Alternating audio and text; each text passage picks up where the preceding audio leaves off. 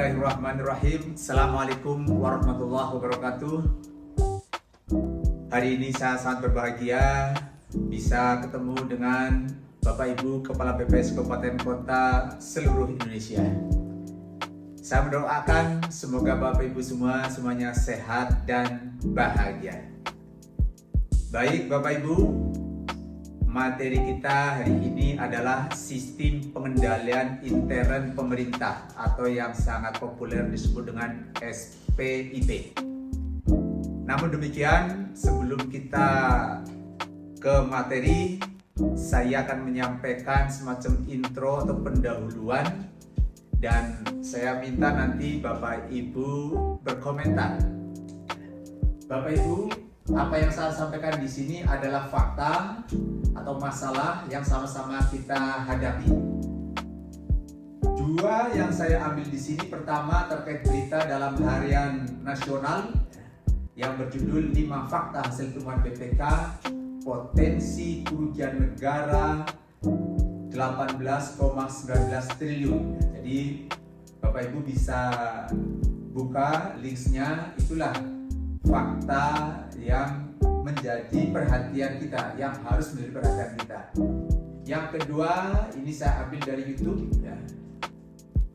5 pejabat terjerat kasus korupsi 2023. Baik, kita dengarkan. Sepanjang tahun 2023, Komisi Pemberantasan Korupsi atau KPK menangkap sejumlah pejabat yang terjerat kasus korupsi. Bapak Ibu, coba setelah Bapak Ibu membaca atau mendengarkan berita tersebut, saya minta apa pendapat Bapak Ibu? Mengapa terjadi hal seperti itu? Ya, silakan. Bapak Ibu bisa tulis pada link yang saya sampaikan. Ya, jadi kalau saya amati ada beberapa catatan di sini, di antaranya karena lemahnya pengawasan, sifat serakah, dan macam-macam. Tidak saya bacakan satu-satu. Inilah permasalahannya Bapak Ibu. Jadi betapa pentingnya kita melakukan sistem pengendalian intern pemerintah agar kita semua sebagai unsur aparatur negara benar-benar mampu melaksanakan tugasnya sesuai dengan koridor, ketentuan aturan sehingga tujuan dari organisasi itu tercapai. Secara detail nanti akan kita bahas satu persatu. Bapak Ibu, apa tujuan pembelajaran hari ini? Jadi setelah pembelajaran hari ini, Bapak Ibu diharapkan memahami bagaimana sistem pengendalian intern pemerintah sebagai salah satu implementasi manajemen pengawasan di negeri kita yang kita cintai ini. Adapun materinya di sini paling tidak ada 3 hal yang akan saya sampaikan. Pertama, terkait dengan kebijakan SPIP. Yang kedua, terkait dengan tujuan dan unsur-unsur SPIP. Yang ketiga, bagaimana kunci sukses Bapak Ibu mengimplementasikan SPIP. Jadi secara singkat akan saya sampaikan satu persatu terkait hal tersebut.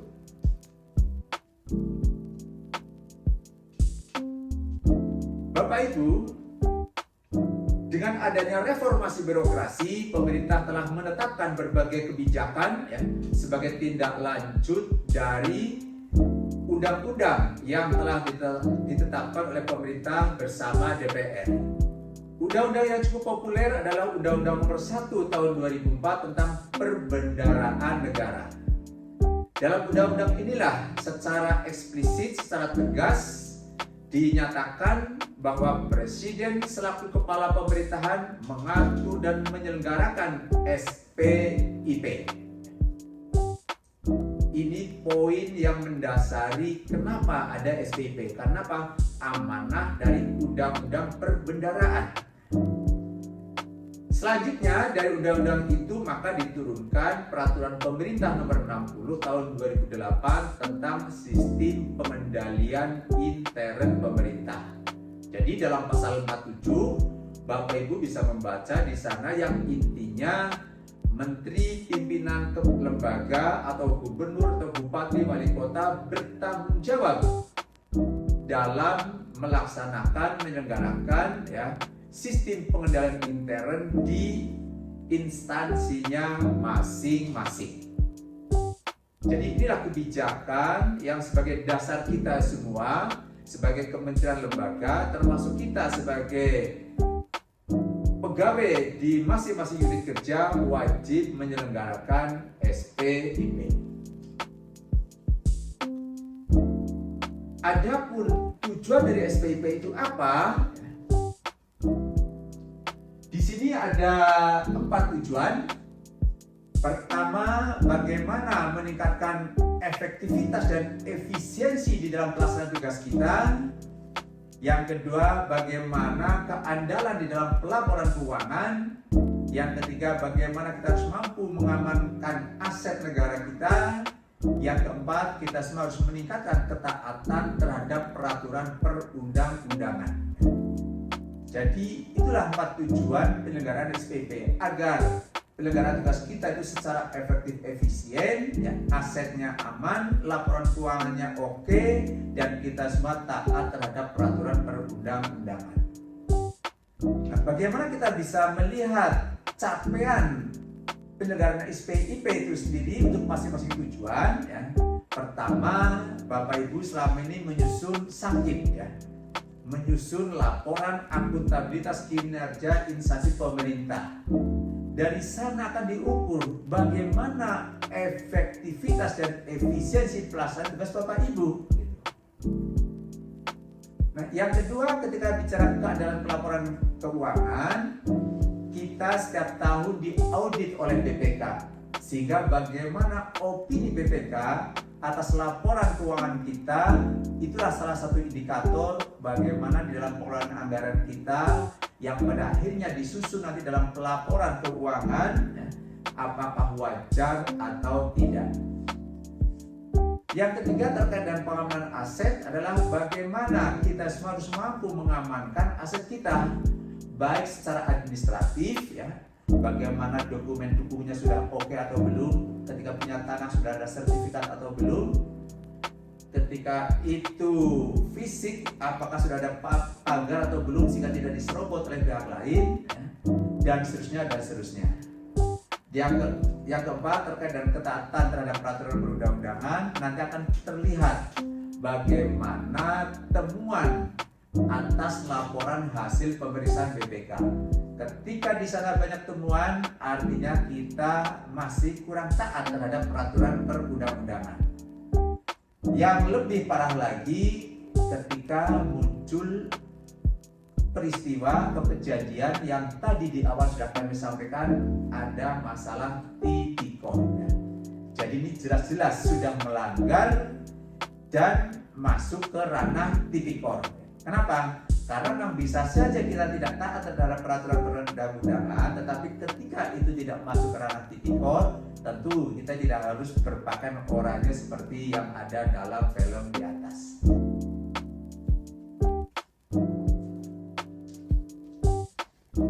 Bapak Ibu, bahwa SPIP bukan sesuatu yang berdiri sendiri, tapi pada dasarnya sesuatu yang integral antara tugas kita sehari-hari, baik yang dilaksanakan oleh pimpinan maupun kita semua sebagai pegawai. Nah, bagaimana gambaran posisi atau peran SPIP di dalam tujuan organisasi kita? Pertama, Bapak Ibu, kita sebagai kementerian lembaga, termasuk Bapak Ibu sebagai pimpinan Satker, harus menyusun renstra. Di sana ada visi, misi, dan seterusnya, sampai dengan ada indikator untuk masing-masing target kinerja akan dicapai, dan seterusnya, dan seterusnya. Jadi ini adalah rel, arah yang akan kita capai, yaitu tujuan dari organisasi kita. Dari visi misi diturunkan sampai dengan nanti program dan kegiatan. Nah, bagaimana kita bisa mencapai tujuan organisasi itu? Maka tadi sudah saya jelaskan, itu harus dikawal melalui SPIP. Caranya bagaimana?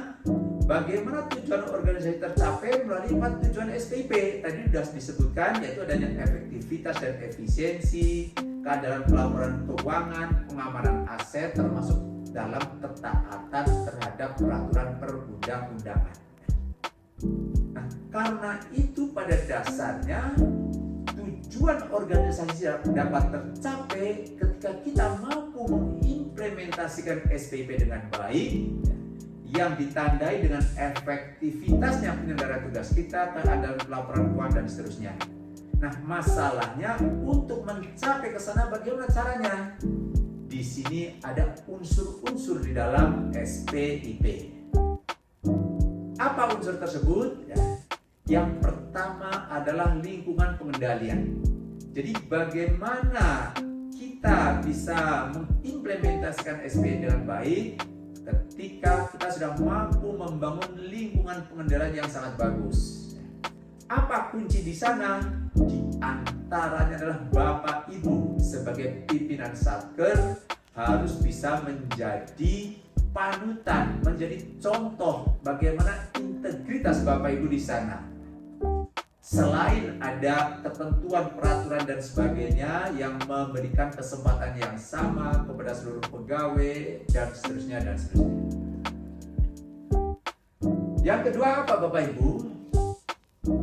Yang kedua terkait dengan penilaian risiko. Jadi ketika Bapak Ibu sudah menentukan target tujuan kinerja yang akan dicapai, menyusun program, Bapak Ibu harus melakukan penyusunan analisa risikonya. Bapak Ibu identifikasi apa risikonya, berapa peluang itu akan terjadi, buat analisisnya sampai dengan Bapak Ibu menyusun rencana tindak pengendalian. Dengan demikian, berbagai kemungkinan-kemungkinan yang akan menghambat tercapainya tujuan organisasi sudah bisa dimitigasi sejak awal. Nah, berikutnya adalah kegiatan pengendalian. Setelah Bapak Ibu menyusun tadi rencana tindak terkait dengan mitigasi harus dilakukan, maka Bapak Ibu harus melakukan pengendalian atas kegiatan tersebut. Apa yang akan dilakukan langkahnya, ABCD-nya itu harus dilakukan. Dengan demikian, apa yang sudah dirancang bukan sekedar catatan di atas kertas, tapi benar-benar Bapak Ibu harus mampu mengendalikan agar rancangan itu bisa diimplementasikan. Nah, selanjutnya Bapak Ibu harus mengkomunikasikan, menjelaskan, menginformasikan berbagai kebijakan-kebijakan yang sudah dirancang, termasuk tadi rencana tindak pengendaliannya, kepada seluruh pegawai di unit kerja Bapak Ibu. Sehingga bagaimana Bapak Ibu mengkomunikasikan itu bisa dalam bentuk surat, bisa dalam bentuk rapat, penyampaian informasi secara langsung, pesan WhatsApp dan sebagainya. Intinya apa? Agar pegawai di unit kerja Bapak Ibu memahami betul ya, apa program kita, bagaimana langkah kita mencapai itu, bagaimana mitigasi risikonya, seluruh pegawai memahaminya. Nah, berikutnya yang terakhir adalah pemantauan ya. Kenapa demikian? Rancangan kegiatan sudah disusun, mitigasi risikonya sudah disiapkan, tindak pengendaliannya sudah disiapkan juga, sudah dikomunikasikan dengan seluruh staf Bapak Ibu semua. Jangan lupa harus pemantauan.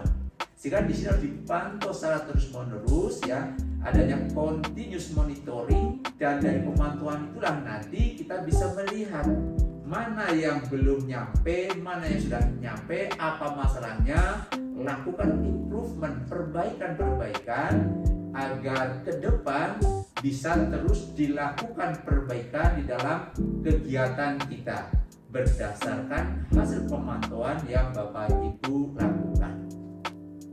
Nah, dengan cara inilah maka kembali lagi bahwa SPIP bukan sesuatu yang berdiri sendiri, tetapi suatu bagian integral di dalam pelaksanaan tugas fungsi organisasi untuk mencapai tujuan organisasi itu sendiri melalui 4 langkah bagaimana kegiatan itu efektif, efisien, keadilan pelaporan keuangan, pengamanan aset, dan ketaatan taat terhadap peraturan perundang-undangan.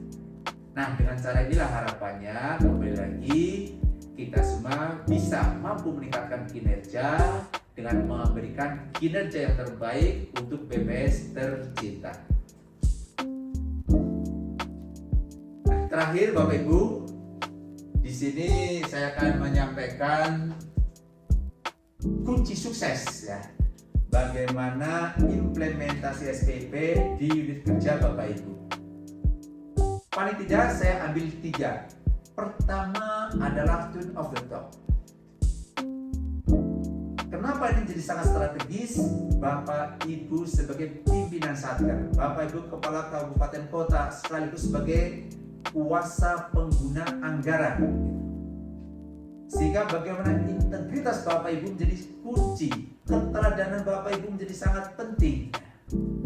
Sehingga ketika Bapak Ibu mampu menunjukkan keteladanan, mampu menjunjung nilai integritas dan nilai etika, saya yakin staf Bapak Ibu akan mengikuti langkah Bapak Ibu. Tetapi sebaliknya, ketika apa yang diucapkan berbeda dengan apa yang Bapak Ibu lakukan, maka staf Bapak Ibu saya pikir akan susah untuk bisa dikendalikan oleh Bapak Ibu sebagai pimpinan. Yang kedua, adanya soft control dan hard control. Intinya apa? Dalam mengimplementasikan SPP kita harus menyiapkan instrumen ya. Baik itu instrumen yang terkait dengan langkah-langkah apa yang harus kita lakukan ya, sehingga kita mampu nanti membangun suatu budaya pengendalian. Dan yang tidak kalah penting, kita juga harus mampu mengoptimalkan penggunaan teknologi informasi dalam upaya mengurangi adanya resiko penyimpangan. Yang ketiga terkait dengan continuous monitoring. Intinya Bapak Ibu, implementasi SPP yang Bapak Ibu lakukan itu akan dievaluasi. Siapa yang mengevaluasi? Di sini Inspektorat Utama sebagai aktif nanti akan melakukan monitoring, mengevaluasi, atau dalam bahasa kami disebut sebagai penjaminan kualitas atas implementasi yang Bapak Ibu lakukan. Dari sinilah Bapak Ibu nanti bisa membaca, mempelajari apa area-area yang perlu dibenahi, yang perlu ditingkatkan, termasuk Bapak Ibu harus menyusun rencana tindaknya, rencana aksinya untuk memperbaiki catatan-catatan atau rekomendasi-rekomendasi dari hasil evaluasi yang dilakukan oleh APIP kita. Nah, karena itulah pada akhirnya bahwa SPP itu bukan sesuatu yang statis, tapi sesuatu yang dinamis. Kenapa? Karena hasil evaluasinya akan digunakan untuk perbaikan di masa yang akan datang, tentunya sesuai dengan konteks dan situasinya. Nah, karena itulah kembali lagi dalam kesempatan yang berbahagia ini, sebelum saya tutup ya, pertama saya akan ingatkan lagi ke Bapak Ibu ya.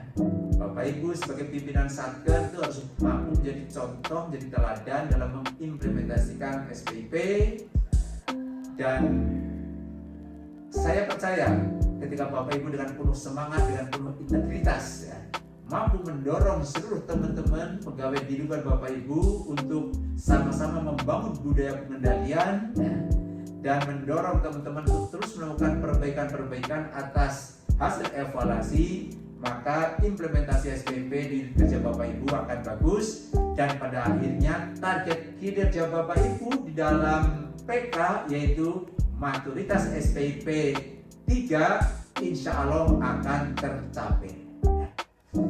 Baik Bapak Ibu, demikian yang bisa saya sampaikan, dan sebelum saya akhiri, saya kutip suatu quote yang bagus. Orang bijak belajar ketika mereka bisa, sebaliknya orang bodoh akan belajar ketika mereka terpaksa. Demikian Bapak Ibu, bunga selasih di atas batu. Terima kasih and thank you. Sekian, wassalamualaikum warahmatullahi wabarakatuh. Salam sehat untuk kita semua. Terima kasih.